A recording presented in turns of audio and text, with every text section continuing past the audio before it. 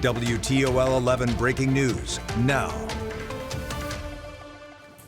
Thanks for joining us as we come on the air tonight. Many are dealing with flooding from significant rainfall. Yeah, one of those spots is Kelleys Island. Our WTOL 11 weather team says the island got around 17 inches of rain in the last 24 hours. The village of Kelleys Island Police Department says the rainfall submerged roadways, flooded basements, and knocked down several trees.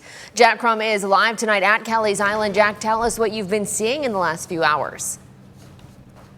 Well, Kaylee, what I've seen has been a lot of flooded backyards, a lot of pond-looking things. And what I've heard from people around the island is that this flooding is a historic one. Now, in some spots across the island, they saw, as you said, 16 inches of rainfall today alone. EMS crews tell me that they've been working since 2 in the morning with sump pumps to pump water out of some spots, and the town hall basement included, which saw 3 feet worth of rain. The flooding there resulted in some EMS supplies ruined, and on the north side of the island, their 4-H camp didn't see any flooded basements, but they are dealing with mass erosion. This morning, they had entire areas flooded and sections of gravel washed away. Because our driveways are gravel, when it rains this hard, Mother Nature is just not nice to us, so all the gravel washes to the bottom of the hill. The main focus, because we have campers here now, is to get the driveway leveled off. Now, tonight at 6, you can hear more from the campground officials on what's been a challenging and historic day here on Kelleys Island. For now, reporting on Kelleys Island, I'm Jack Crum, WTOL 11. Kelleys Island isn't the only place seeing a flooding in our area. So is Oregon and Jerusalem Township. Many roads there are closed off because of the high flood waters. That's where we find Steve Iwanek. Steve, what intersection are you at right now?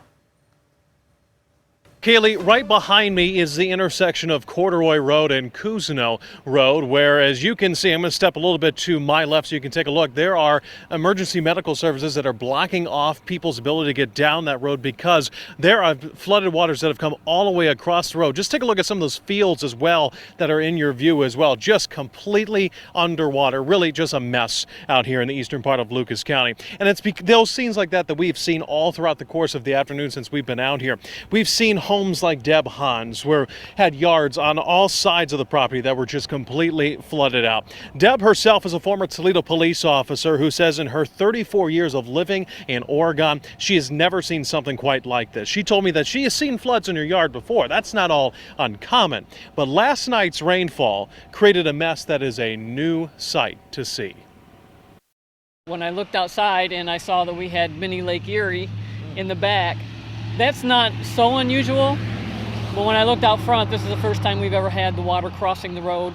The storm drain is not even visible. The water's coming over my driveway, which has never happened before.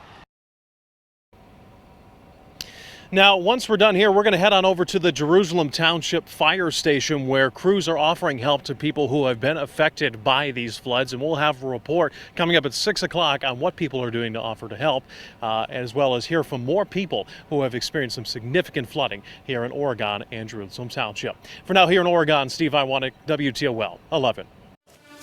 All right, thanks, Steve. Weather is going to be the big story today with all of this rain and flooding. Yeah, temperatures have been all over the place, too. We're going to bring in Chief Meteorologist Chris Vickers right here, right now. Chris, the amount of rain Kelleys Island has received is just about half of what they normally get in a year. That happened in just 24 hours. Guys, I'm going to lay the numbers on you over the next hour. It is truly going to be a historic amount of rainfall that came down, and that is why we are covering the biggest story of the day like nobody else. You're going to see it right here on WTOL 11. We're seeing the end of any scattered rain showers that will be headed into the area. Now, why did this all occur? It was a slow-moving area of low pressure that we call a meso-low that dumped 17.19 inches in 24 hours up there toward Kelleys Island. An isolated, very localized downpour, and this is over the past 24 hours. Look at all that activity over Lake Erie Islands that just spun up heavy rains, dose after dose of it. Now, we're seeing the end of it. A few showers off to the south and to the east, but let's look at the rainfall disparity. Much of the area west west of I-75, you didn't really see much rainfall. It was our lakeshore areas in particular.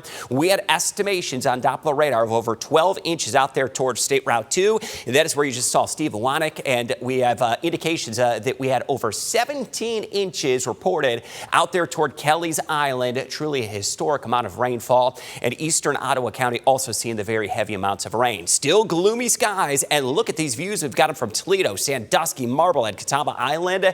The cloud cover, it is going to fade away tonight, and more sunshine will be back into the area for tomorrow. We're going to bring some heat back as well. Sunshine and highs in the 80s as we get into your Tuesday. I'll have more on the historic rainfall coming up in just a bit.